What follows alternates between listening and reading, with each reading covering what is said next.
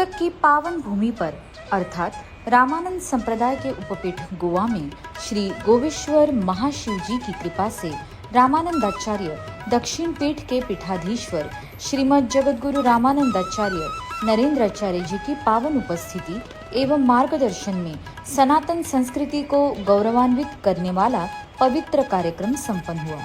अज्ञानवश अथवा विभिन्न परिस्थितियों के कारण अपनी सनातन परंपरा और सांस्कृतिक मूल्यों से दूर हो चुके कुल 115 परिवारों ने श्रद्धा, विश्वास और आत्मीय भाव के साथ पुनः अपने सनातन धर्म में विधिवत घर वापसी की। इस घर वापसी कार्यक्रम के माध्यम से जो लोग अपनी सनातन जड़ों से दूर हो जाते हैं, उन्हें अपनी मूल आध्यात्मिक परंपरा, शाश्वत सिद्धांत समझाते हुए पुनः अपने मूल धर्म से जोड़ने का निरंतर प्रयास श्रीमद जगतगुरु रामानंदाचार्य नरेंद्राचार्य जी के पावन मार्गदर्शन में कई वर्षों से किया जा रहा है।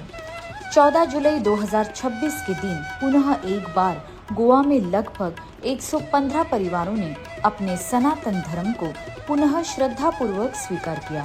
शास्त्रोक्त विधि से शुद्धिकरण संस्कार संपन्न कराकर उन्हें दैनिक पूजा, प्रार्थना और सनातन जीवन पद्धति का महत्व समझाया गया।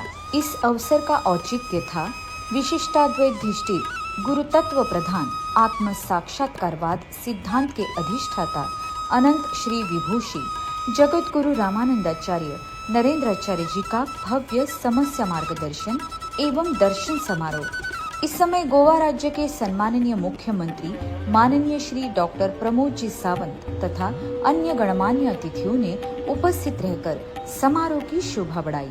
इस महाऔचित्य पर श्रीमद जगतगुरु रामानंदाचार्य नरेंद्राचार्य जी की शुभ उपस्थिति में माननीय मुख्यमंत्री जी के कर कमलों से प्रत्येक भक्त का एक वृक्ष इस महान संकल्पना के अंतर्गत विधिवत वृक्षारोपण किया गया। वृक्षारोपण के इस पावन संकल्पना के माध्यम से प्रत्येक व्यक्ति को प्रकृति के प्रति अपने उत्तरदायित्व का स्मरण तथा पर्यावरण संरक्षण के लिए सक्रिय सहभागिता का संदेश दिया गया। उपपीठ पर सुबह से ही समारोह की भव्य तैयारियां चल रही थी। हर और श्रद्धा एवं उत्साह की अनुपम छटा दिखाई दे रही थी। वेद मंत्रों के पवित्र निनाद, ढोल ताशों के मंगल ध्वनि में परम पूज्य जगतगुरु श्रीमद रामानंदाचार्य नरेंद्राचार्य जी का भव्य आगमन हुआ। मुख्य द्वार पर सुहागन माताओं ने औक्षण कर भक्तिभाव से उनका स्वागत किया। मंत्रोच्चार के निनाद में श्रीमद रामानंदाचार्य नरेंद्राचार्य जी का संत पीठ पर शुभागमन हुआ। उनके आगमन से संपूर्ण वातावरण चैतन्यमय हो गया था। रामानंद संप्रदाय के वेदज्ञ पुरोहितों के मंगलमय वैदिक मंत्रोच्चारों के बीच यजमानों के हाथों श्रीमद रामानंदाचार्य नरेंद्राचार्य जी का विधिवत पूजन संपन्न हुआ। उस उपरांत उपस्थित सारे श्रद्धालुओं ने सगुण आरती का आनंद लिया। तत्पश्चात भक्तों के हृदय की उत्कंठा जानकर प्रभु रामानंदाचार्य नरेंद्राचार्य जी ने अमृतमय प्रवचन करते हुए कहा, त्यावेळेला हाच प्रकार झाला, जो आता प्रकार झाला तोच प्रकार झाला त्यावेळी जर विरोध केला गेला असता, कडाडून विरोध झाला असता तर पोर्तुगीजांना इथं राज्य करणं शक्य झालं नसतं।